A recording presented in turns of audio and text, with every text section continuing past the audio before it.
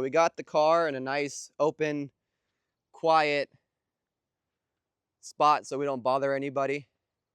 And today I wanted to show you guys pretty much my exhaust setup on this car. All it really has is an axle back. Pretty basic, but it sounds pretty good, I think. It is the Goodwin Racing race muffler. Looks like this. Single tip. Not the prettiest looking exhaust, but you know, I think it sounds pretty damn good, and it's pretty lightweight as well, which is nice. So, and it doesn't drone. So, yeah, I'm gonna go ahead. I'm gonna get some cool revving and some cool flyby footage for you guys. So I hope you guys enjoy.